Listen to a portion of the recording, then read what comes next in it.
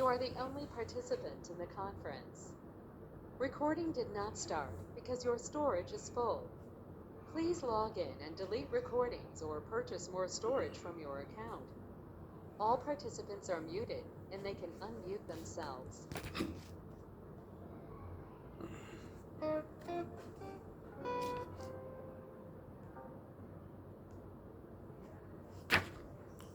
ओम नमोर्यंताणं नमो सिद्धाणं नमो आर्याणं नमो वज्जायाणं नमो लोहे सव्वसाहुणं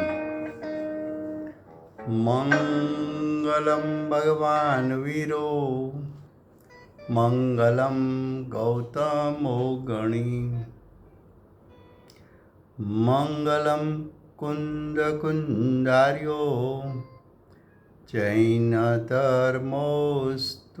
मंगलम् ओंकार बिंदु संयुक्तम नित्यं जायन्ति योगिनः कामदं मोक्षदं चैव ओंकाराय नमो नमः अहोपकार जिनवरनो कुंदनो ध्वनि दिव्यनो जीन कुंद ध्वनि आप्या अहो आ गुरु कहनो तुझ ज्ञान ध्यान रंग अमया दर्श रहो हो शिव पद तक तुझ संग माता हाथ ग्रह।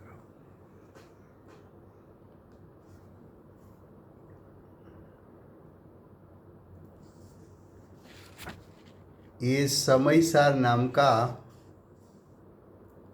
परम अध्यात्म शास्त्र है। भगवत कुंकुंदाचार्य देव ने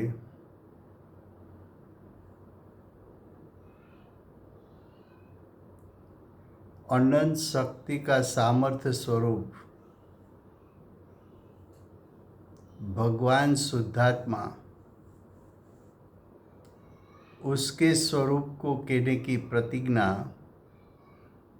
इस शास्त्र में की है। अनंत शक्ति का भंडार जो त्रिकाल शुद्धात्मा है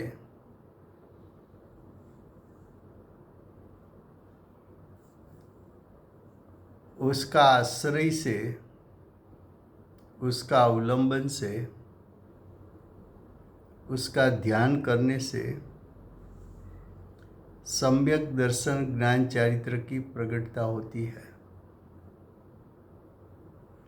ऐसा सम्यक दर्शन ज्ञान चारित्र प्रकट करने के लिए आचार्य भगवान ने अनंत शक्ति के भंडार ऐसा शुद्धात्मा उसका स्वरूप दिखाने का प्रतिज्ञा की है। ये समयसार शास्त्र में कर्ता कर्म अधिकार चलता है। कर्ता कर्म अधिकार में गाथा 130 से 31 उसका भावार्थ, ये दो गाथा का विषय है कि ज्ञानी के सर्वभाव ज्ञान से उपजता है और अज्ञानी के सर्वभाव अज्ञान से उपजता है। तो देखो भावार्थ, जैसा कारण हो ऐसा कार्य होता है। क्या कहा? जैसा कारण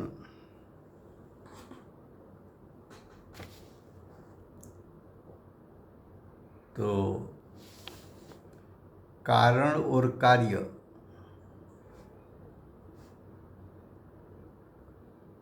कार्य कैसा होगा? तो कि जैसा कारण होगा ऐसा कार्य होगा। आपको आम्रफल चाहिए, आम्रफल कार्य है, तो आम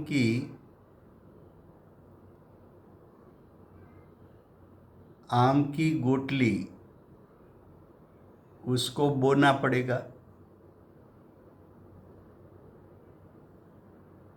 तो आम्रफल कार्य के रूप में मिलेगा। लेकिन लिंबोड़ी बोई तो लीमड़ा का पेड़ बनेगा, तो कारण देगा ऐसा कार्य होगा। जो ज्ञानी है उसने तो अतीन्द्रिय ज्ञान, अतीन्द्रिय सुख स्वभावी शुद्धात्मा पर दृष्टि है, इसलिए ज्ञानी के परिणाम में अतीन्द्रिय ज्ञान, अतीन्द्रिय सुख प्रकट होता है। अज्ञानी की दृष्टि पर द्रव्य पर है, विभाव पर है, तो उसके परिणाम मोह राग द्वेष रूप जो प्रकट हो गए, वो परिणाम अज्ञानमयी है, वो परिणाम इंद्रिय सुख दुखमयी है। ज्ञानी ने ज्ञान को कारण बनाया, अज्ञानी ने अज्ञान को कारण बनाया, दोनों का कारण भिन्न भिन्न है, तो कार्य भी भिन्न भिन्न होगा। क्या कहा? जैसा कारण हो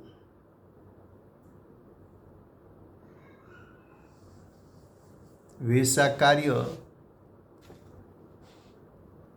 उसको कार्य कह सकते हो, उसको परिणाम कह सकते हो, उसको पर्याय कह सकते हो।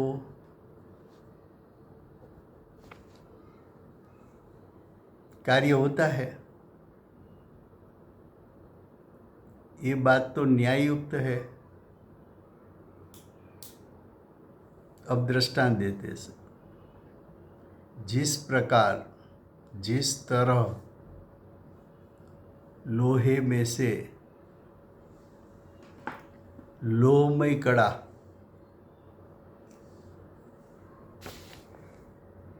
कारण लोह है, तो कार्य लोहमय कड़ा। लेकिन अगर कारण सुवर्ण हो तो के कार्य सुवर्णमय।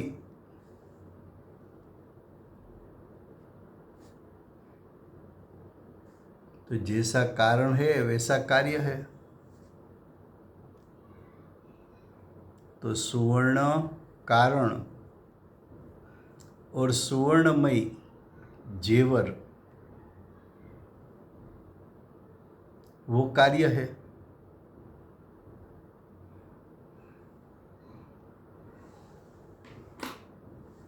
ज्ञानी के सब परिणाम ज्ञानमय होता है। क्यों? तो कि ज्ञानी को असमान जाति द्रव्य पर्याय में से हूँपणा छूट गया, देह में से हूँपणा छूट गया, रागादि विकारी परिणाम में हूँपणा छूट गया।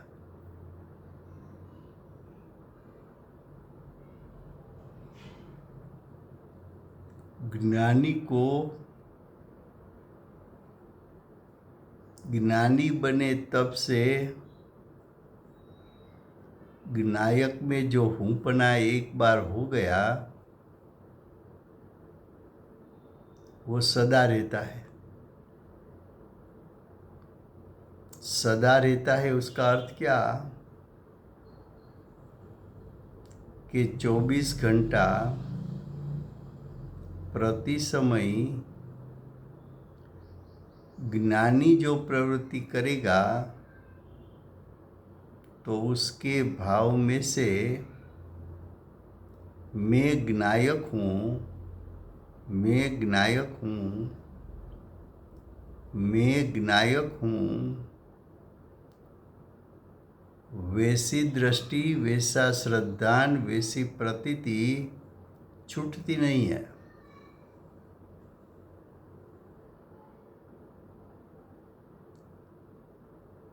तो कारण ज्ञायक स्वभाव को बनाया तो कार्य भी शुद्ध हुआ। कारण शुद्ध तो कार्य भी शुद्ध।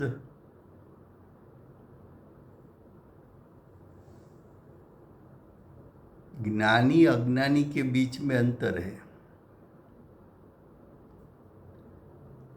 अज्ञानी को शुभाशुभ भाव अच्छा लगता है,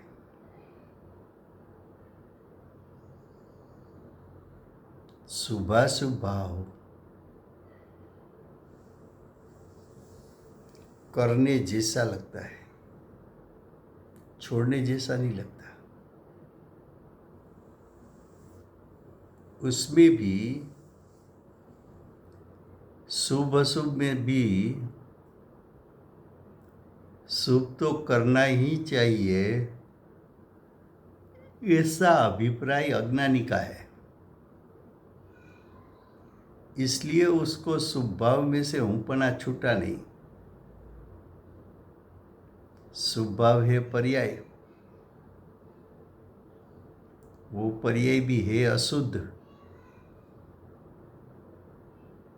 तो पर्याय में हूँपना करना, अशुद्ध पर्याय में हूँपना करना, असमान जाति द्रव्य पर्याय में हूँपना करना, ये तो अज्ञान है। और ये अभिप्राय अज्ञानी को प्रतिदिन प्रति समय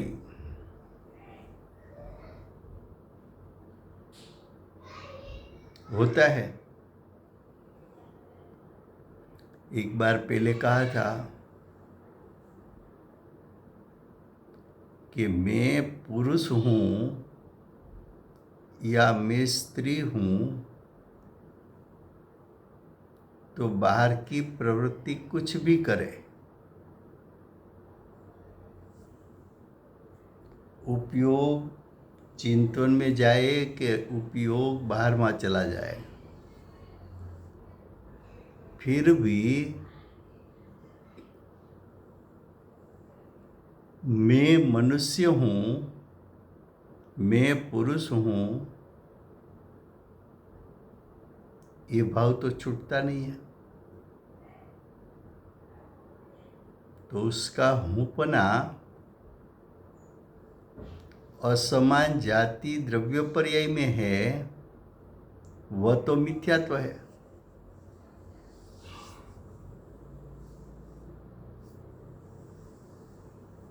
तो यहाँ बताया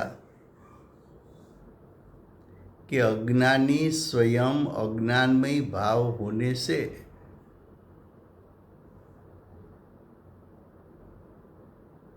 अज्ञानी का भाव कैसा बताया? अज्ञानमय। अज्ञानमयी किसको कहते हैं? तो कि स्वभाव विभाव के बीच में भेद ज्ञान नहीं है। अज्ञानमयी भाव किसको कहते हैं?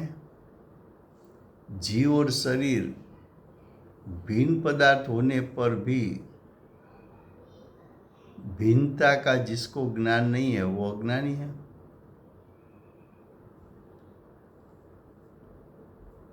जो परिणाम संसार का कारण है उसको मुक्ति का कारण मानना वो अज्ञान है और मिथ्यात्व है।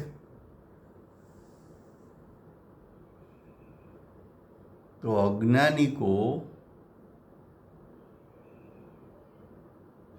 प्रति समय अज्ञानमयी भाव होने से अज्ञानमयी भाव ही उत्पन्न होता है। तो अज्ञानमयी भाव में से तो अज्ञानमयी भाव ही उत्पन्न होगा। और ज्ञानी को ज्ञानी चाहे निर्विकल्प हो कि सविकल्प हो, जिसकी दृष्टि एक बार ज्ञायक में जम गई वो ज्ञानी ज्ञायक में हूँपना होने के बाद ज्ञान उपयोग स्वसन्मुख हो कि ज्ञान उपयोग बाहर लौटता हो, फिर भी दृष्टि मैं ज्ञायक हूँ वो बात उसके भाव में से छूटती नहीं।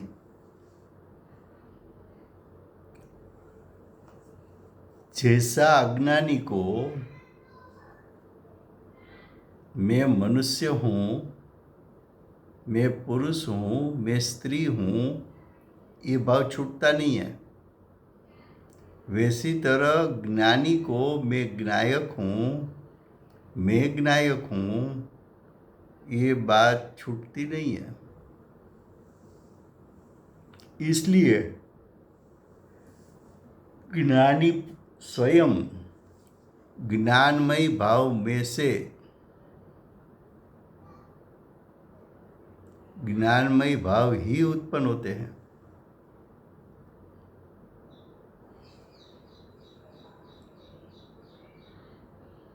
उसके बाद का पैराग्राफ, अज्ञानी को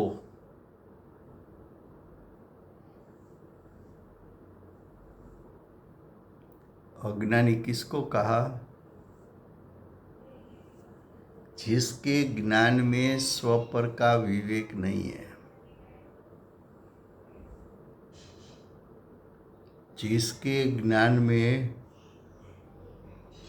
स्वभाव विभाव की भिन्नता का विवेक नहीं है,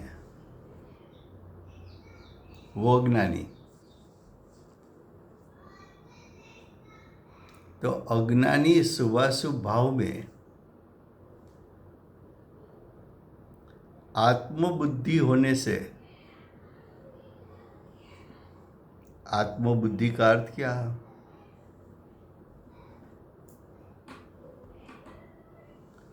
तो कि शुभाशुभ भाव में हूँपना करना।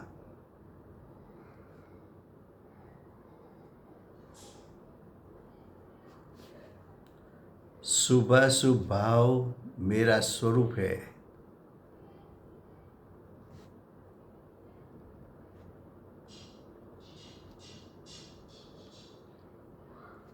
ऐसी मान्यता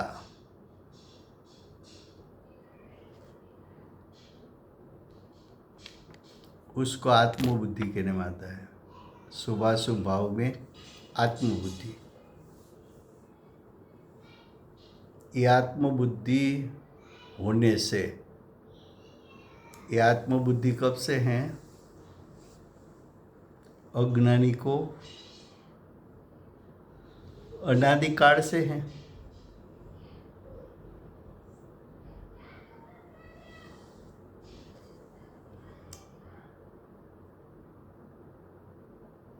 हम भगवान का अभिषेक न करें तो क्या करें?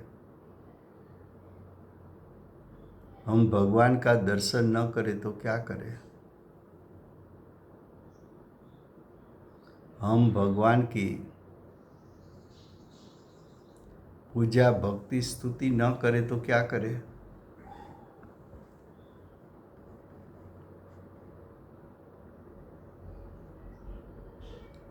भगवान का अभिषेक, पूजा भक्ति स्तुति ये सब तेरे लिए भगवान पर होने के कारण ये परलक्षी भाव है। और परलक्षी भाव करने के लिए तुझे आत्म स्वभाव में से च्युत होकर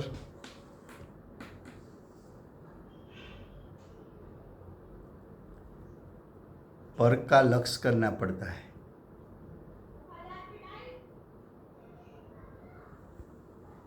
तेरी दृष्टि और उपयोग पर तरफ चली जाती है,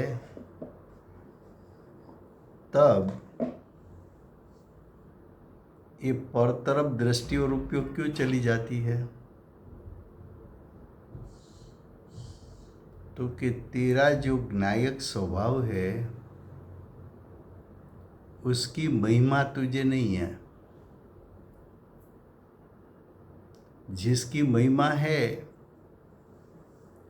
वहां तूने दृष्टि और उपयोग लगाया।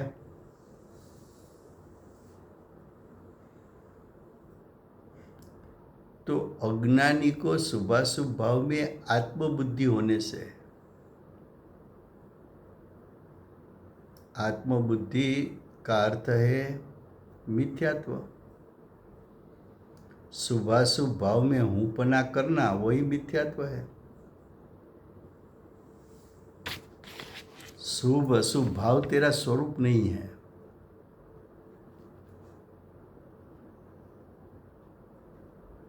जो तेरा स्वरूप नहीं है, शुभाशुभ भाव है तो विभाव, है तो विकार, ये तो परलक्षी भाव। ये शुभ अशुभ भाव की उत्पत्ति स्वभाव से च्युत होने से हुई है। उसको आत्म स्वभाव का अवलंबन नहीं है। उसको कर्म के उदय का अवलंबन है और द्रव्य का अवलंबन है।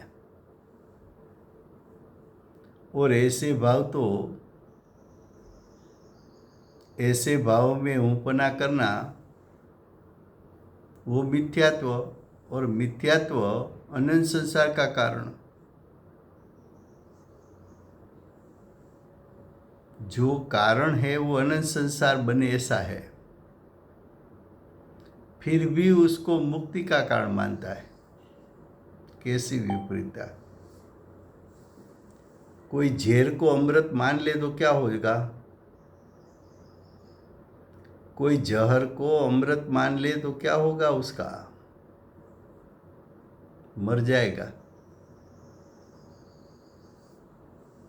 जो अनंत संसार का कारण है उसको मुक्ति का कारण माना। जो शुभाशुभ भाव में आत्मबुद्धि करने से मिथ्यात्व की उत्पत्ति होती है और अनंत संसार का कारण है, ऐसे भाव में से तो सब अज्ञानमय भाव ही उत्पन्न होने वाला है।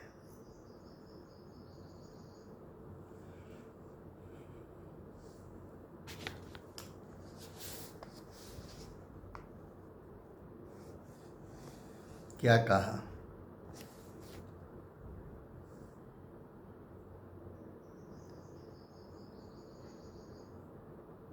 अब देखो दूसरा पैराग्राफ, तीसरा, अविरत सम्यक दृष्टि। अविरत सम्यक दृष्टि किसको कहते हैं? तो कि चौथे गुणस्थान वाला जीव, चौथा गुणस्थान का नाम है अविरत सम्यक्त्व। प्रथम गुणस्थान मिथ्यात्व है, उसका त्याग हुआ, तो पहले में से डायरेक्ट जीव चौथे गुणस्थान पर जाता है। अविरत शब्द का अर्थ है नियम पूर्वक के व्रत से रहित है।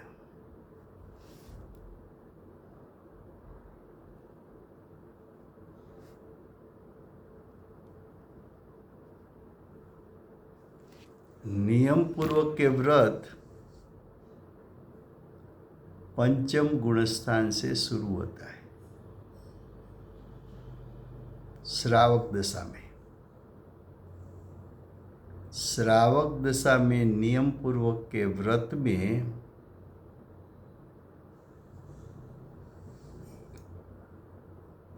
पांच महाव्रत यानी अणुव्रत, 3 गुणव्रत, अणुव्रत जो लिया है उसका विकास करना वो गुणव्रत है। वो 4 प्रकार के गुणव्रत है, 5 प्रकार के अणुव्रत है और 3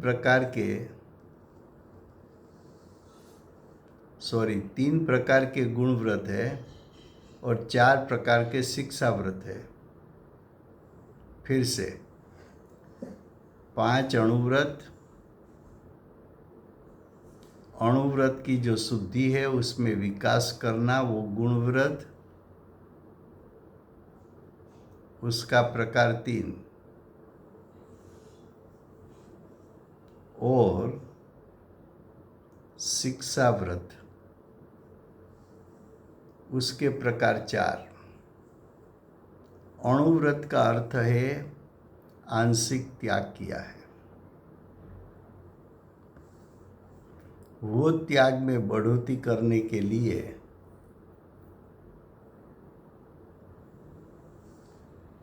गुणव्रत श्रावक लेते हैं। अणुव्रत और गुणव्रत उसकी रक्षा के लिए शिक्षा व्रत 4 प्रकार का लिया जाता है। लेकिन ये व्रत नियम पूर्वक का श्रावक की भूमिका में है। श्रावक को होता है, श्राविका को होता है, अर्जिका को होता है और महाव्रत मुनियों को होता है। तो अविरत सम्यक दृष्टि उसका अर्थ ये है कि उसको व्रत लेने का अभी तक योग आया नहीं है, अभी बाद उसने पुरुषार्थ करके व्रत लेना बाकी है।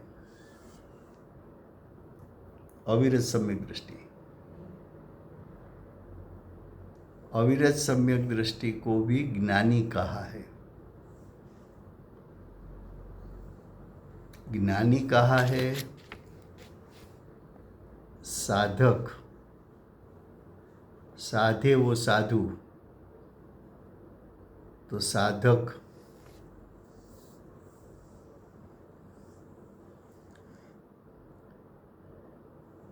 ज्ञानी को अंतरात्मा भी कहा है। अज्ञानी बहिरात्मा है।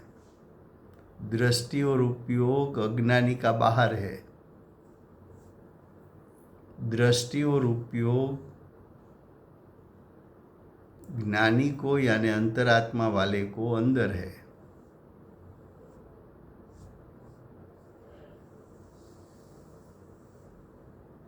अविरत सम्यक दृष्टि को अगर चारित्र मोह का उदय चौथे गुणस्थान में चारित्र मोह का उदय अप्रत्याख्यानावर्णी कर्म का उदय, प्रत्याख्यानावर्णी का उदय, स्वंज्वलन का उदय, ये सब चारित्र मोह के उदय है। तो चौथे गुणस्थान वाले जीव को अप्रत्याख्यानावर्णी कर्म का उदय होता है। ऐसे उदय में जुड़ने से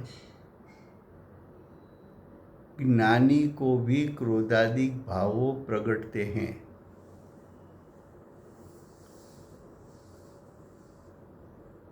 फिर भी उसको यानी ज्ञानी को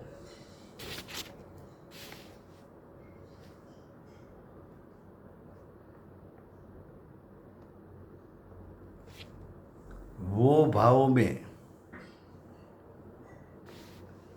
भाव का अर्थ है चारित्र मोह में।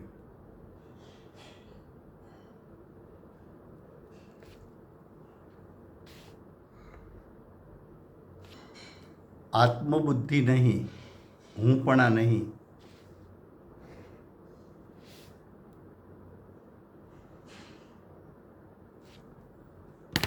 देखो, सम्यक दृष्टि ने एक बार स्वभाव विभाव का भेदरूप श्रद्धान ज्ञान कर लिया और आंशिक विभाव का त्याग करके चारित्र भी प्रकट किया। फिर से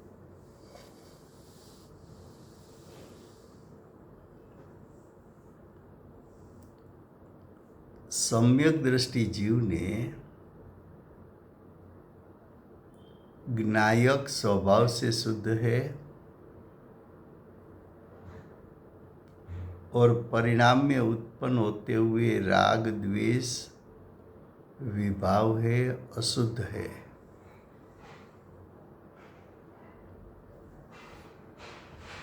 दोनों को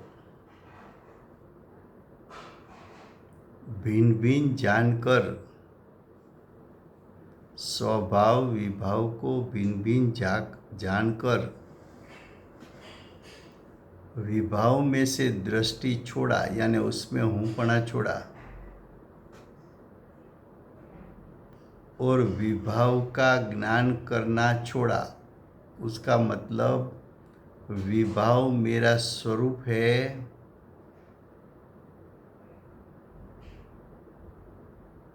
ऐसा ज्ञानी का ज्ञान जानता नहीं है। विभाव परभाव है,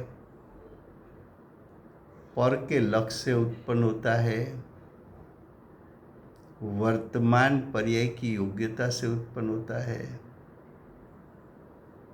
ये मेरा स्वरूप नहीं है।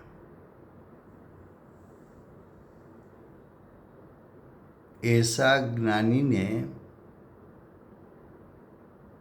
एक बार सम्यक दर्शन के काल में स्वभाव विभाव के बीच में भेदरूप श्रद्धा और ज्ञान प्रकट कर लिया। अब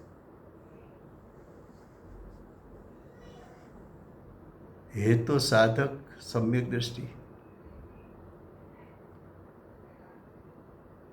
उसको मोक्ष की प्राप्ति तो हुई नहीं और उसके परिणाम में सविकल्प निर्विकल्प दशा होती है। ऐसे ज्ञानी सविकल्प दशा में आए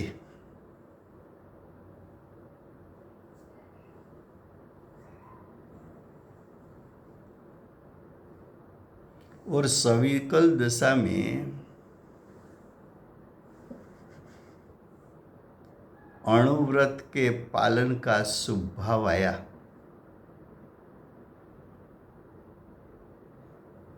कि मैं त्रस्त जीवों की हिंसा ना करूं।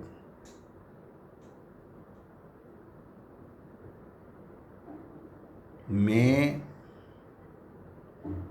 6 काई के जीवों की हिंसा मेरे निमित्त से न हो, ऐसा स्वभाव आया। किसको? ज्ञानी को आया। तो ज्ञानी को जो स्वभाव आया उसको चारित्र मोह कहा।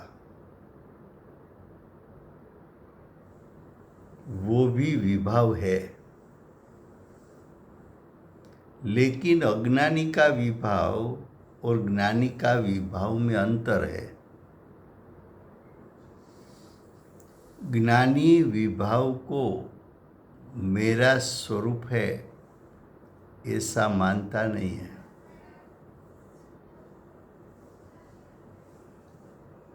ज्ञानी विभाव को करने जैसा मानता नहीं है। विभाव मेरा स्वरूप नहीं है ऐसा ज्ञानी जानता है।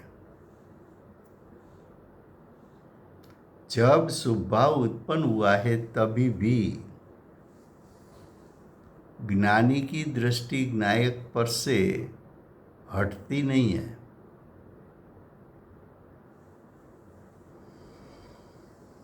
तो चारित्र मोह उत्पन्न हुआ, उसका दुख का वेदन भी हुआ, लेकिन अभिप्राय में ये है कि ये भाव करने जैसे नहीं, छोड़ने जैसे हैं। अभिप्राय में ये है कि ये चारित्र मोह का परिणाम वो मेरे शुद्धात्मा का स्वरूप नहीं है।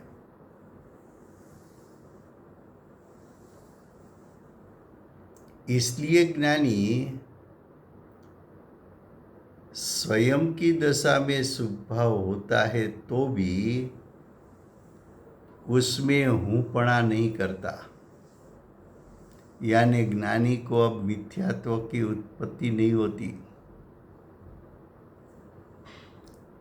ज्ञानी स्वभाव को स्वभाव के रूप में जानते हैं। ये स्वभाव मेरी सत्ता में उत्पन्न हुआ है ऐसा भी जानते हैं, लेकिन अभिप्राय में ये है कि ये स्वभाव करने जैसा नहीं है। इसलिए ज्ञानी को स्वभाव में आत्मबुद्धि नहीं है।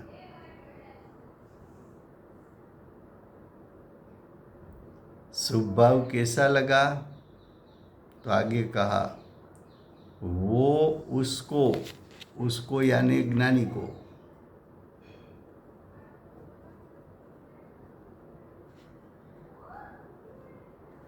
वो यानी चारित्र मोह,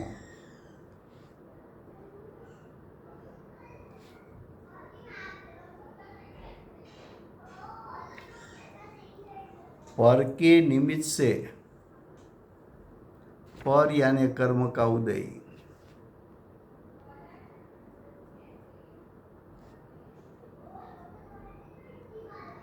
कर्म का उदय का निमित्त से ये भाव उत्पन्न हुआ।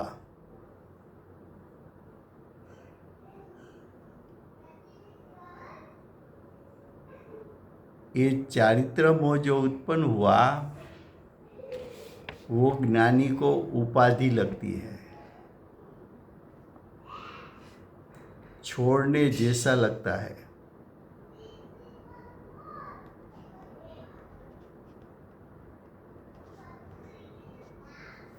तो जिसका अभिप्राय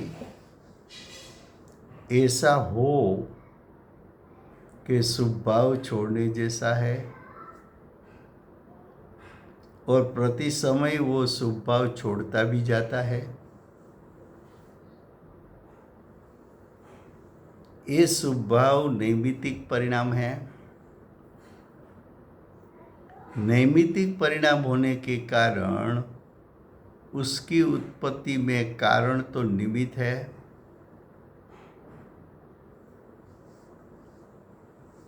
तो ये तो मेरा स्वरूप नहीं, निमित्त का स्वरूप है। ये तो विभाव होना। तो ज्ञानी ने विभाव में से हूंपणा का त्याग कर दिया है।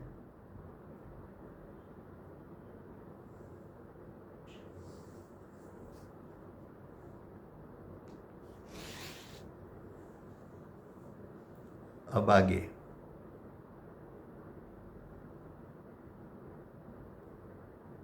उसको यानी ज्ञानी को क्रोधादिक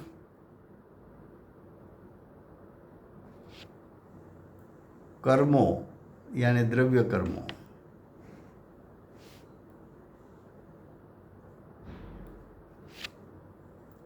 उदय में आकर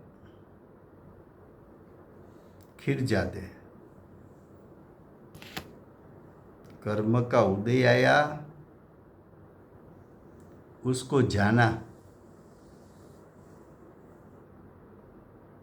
और ज्ञानी ने पुरुषार्थ भी किया कि मुझे उसमें जुड़ना नहीं है।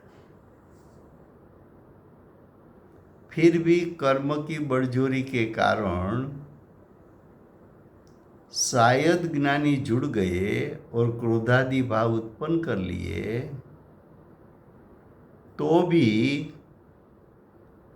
ज्ञानी क्रोध करना चाहिए, वो मेरा कर्तव्य है, ऐसा मानता नहीं है। इसलिए क्रोधादि का कर्ता ज्ञानी नहीं है। क्रोधादि की उत्पत्ति हुई, लेकिन ये मेरा स्वरूप नहीं है, मेरा स्वभाव नहीं है, ऐसा ज्ञानी की मान्यता में है।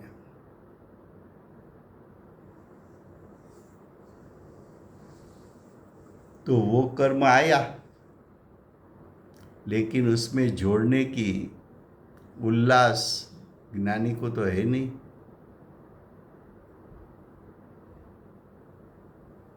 इसलिए वो कर्म उदय में आकर खिर जाते हैं।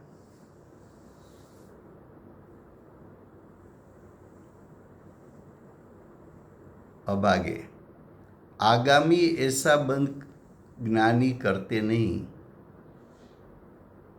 कि जिसके कारण संसार का भ्रमण बढ़ जाए।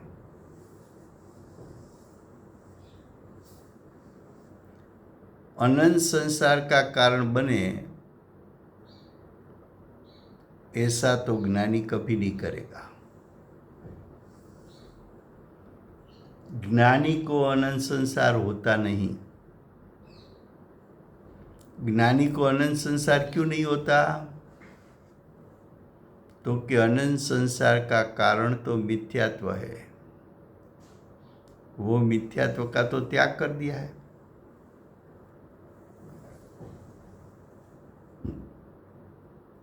तो भविष्य में ज्ञानी ऐसा बंद नहीं करेगा कि जिससे संसार यानी चार गति का भ्रमण बढ़ जाए। संसार यानी पंच परावर्तन का काल बढ़ जाए, ऐसा ज्ञानी के परिणाम नहीं होते।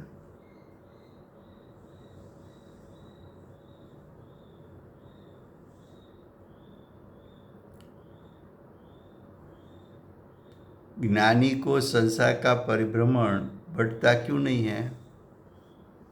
तो आगे बताया, क्योंकि ज्ञानी स्वयं उद्यमी होकर,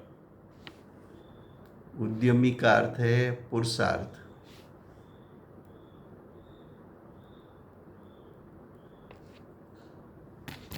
तो ज्ञानी का पुरुषार्थ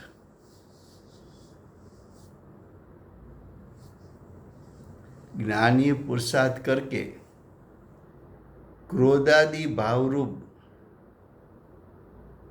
परिणमता नहीं।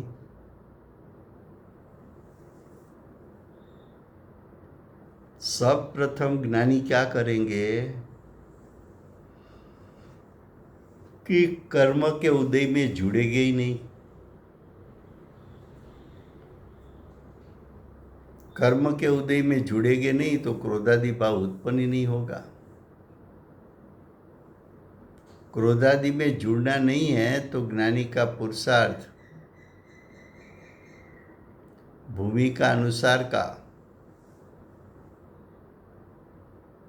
तीव्र होना चाहिए। तो ज्ञानी ने तीव्र पुरुषार्थ किया तो क्रोधादि भाव रूप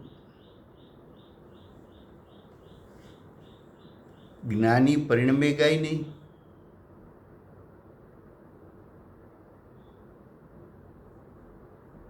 और अगर उदय से या तो जीव के पुरुषार्थ का जोर ज्यादा हो या कर्म के उदय का जोर ज्यादा हो, जीव का जोर ज्यादा हो तो कर्म के साथ जुड़ेगा ही नहीं। लेकिन क्रोधादि कर्म का उदय तीव्र हो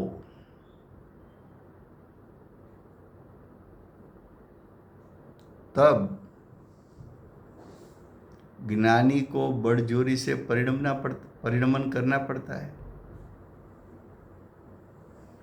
लेकिन ऐसा परिणमन जब होता है तभी भी ज्ञानी के भाव में से मैं ज्ञाता दृष्टा स्वभावी हूं ये अभिप्राय छूटता नहीं है।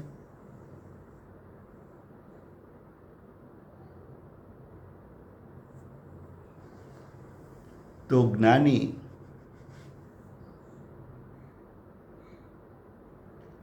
क्रोधादि भाव का ज्ञाता रहता है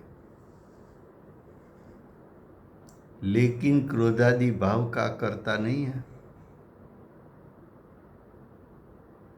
क्योंकि अभिप्राय में ये क्रोधादि भाव करने जैसा ज्ञानी को लगता नहीं है।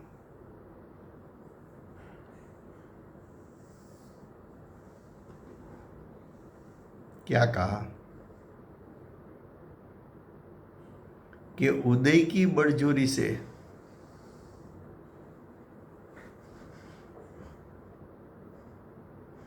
आगे फिर भी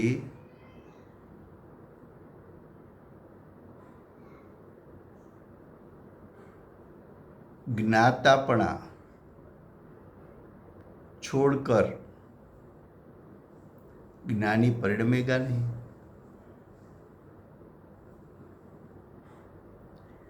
ज्ञानी का स्वामित्व, स्वामित्व का अर्थ है हूंपणा,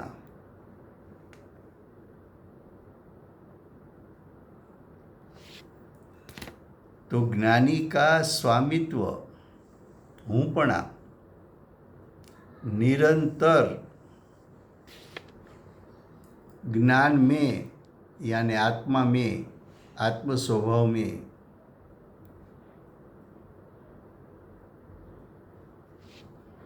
ही वर्तता है। देखो हमने पहले बताया कि ज्ञानी की दृष्टि ज्ञायक पर से छूटती नहीं। वही बात भावार्थ में ऐसी तरह कहा कि स्वामित्व, स्वामित्व कहो, हूंपणा कहो, प्रतीति कहो, श्रद्धान कहो, सब बात एक है।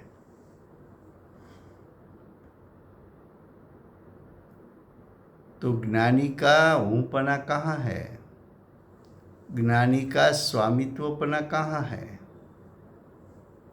ज्ञानी का श्रद्धान कहाँ है, ज्ञानी की प्रतीति कहाँ है?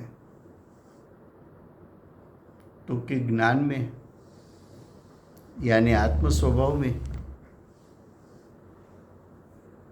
ही वर्तता है।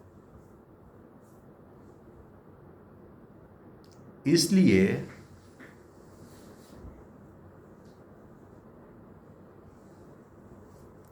वो यानी ज्ञानी क्रोधादि भावों को यानी विभाव भावों को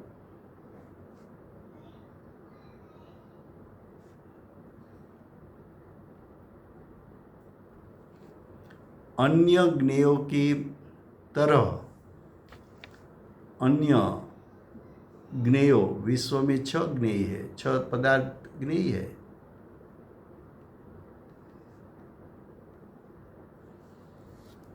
जैसा शरीर ज्ञेय है, कर्म का उदय ज्ञेय है, मेरे लिए पंच परमेष्टि भी ज्ञेय है। शरीर द्रव्य कर्म भी ज्ञेय है। वैसी तरह क्रोधादि भाव जैसी तरह शरीर पर है, कर्म का उदय परद्रव्य है, पंच परमेष्टि मेरे लिए परद्रव्य है, वैसी तरह विकारी भाव भी मेरे लिए परद्रव्य है। ऐसा ज्ञानी जानते हैं।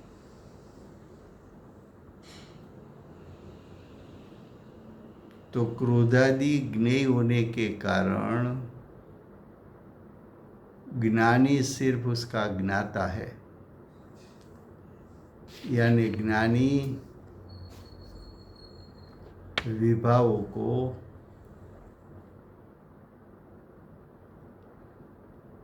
जानने वाले हैं।